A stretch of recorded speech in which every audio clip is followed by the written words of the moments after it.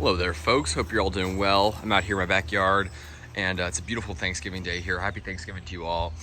And I just want to make a video specifically on the weather because it's been really crazy November weather-wise. And during these transition months where it goes from cold to warm or warm to cold, we always have some big temperature fluctuations. But this month, I feel like this year especially, like spring was crazy. It was really cold, and we had some really warm days in there, and then fall's been a real mix. So just wanted to make a quick video on that. People always try to predict, will it be a mild or cold winter? I don't think, it's hard to say always because, people were saying it'd be a mild winter because we started off November with like crazy, 70 degree, reaching almost 80 degrees on like November 12th or something. Got to almost 80 several days. So it was like starting off super mild, and then it got super cold, and we had like many days where the highs were only in the 40s, which is the average high in DC in November is actually 59, 60 degrees. It's literally almost 60 degrees. So people don't realize that, but it's actually supposed to be nice and warm here, or at least mild in November. But yeah, highs in the 40s, that's like January stuff. That's not November weather for here. So it was really cold. We had one day, I don't even know if it reached 40, and then we had 2 nights where it reached down to the low 20s. So almost unheard of for this time of year. Very, very unusual. Now it's warming up, and we've got some pretty average temperatures here. This weather right now, 58, 59 right now.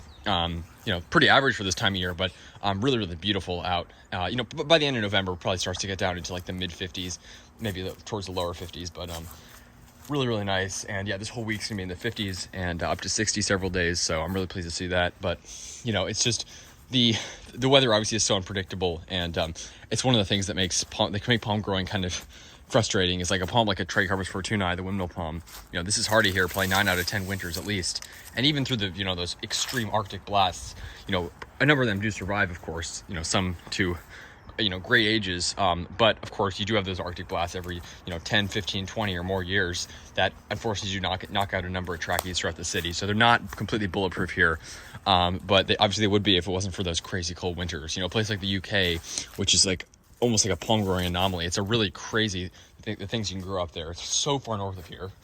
And it's just amazing. You can grow, like in London, you can grow Phoenix canariensis, Butea, trachys, of course, Camarops, all sorts of palms. Even I've heard people growing queen palms, at least marginally there. Lots of other species, Jubea, etc.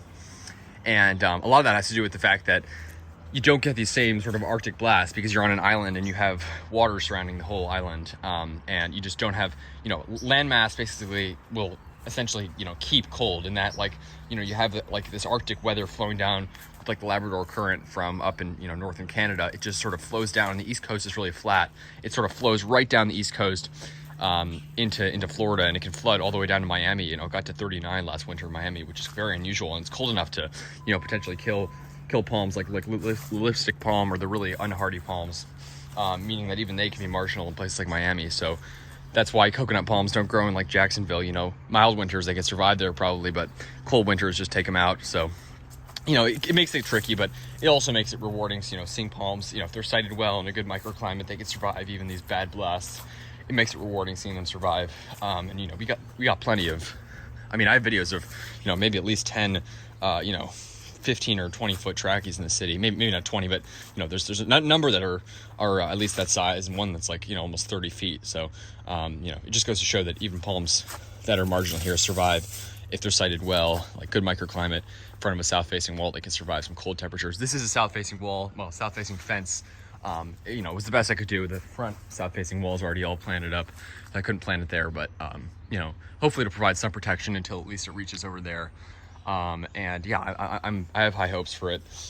But the temperatures, again, we have crazy unpredictable weather. A place like London, the highs in winter are basically the same as here. So the winters don't actually feel much colder, but the lows are like 40 degrees as opposed to like 30 in the 30s here. And you just really do not have the same kind of Arctic blasts. It's just, it can be frustrating, but it's what we got to deal with. And these palms, you just got to care for them when they need it.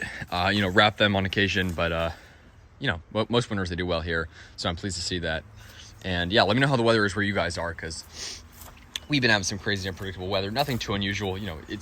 We have to have be ready for these kind of crazy fluctuations. But looks like all in the 50s pretty much for the foreseeable next week or two at least. So pleased to see that. But yeah, I'll keep you guys updated.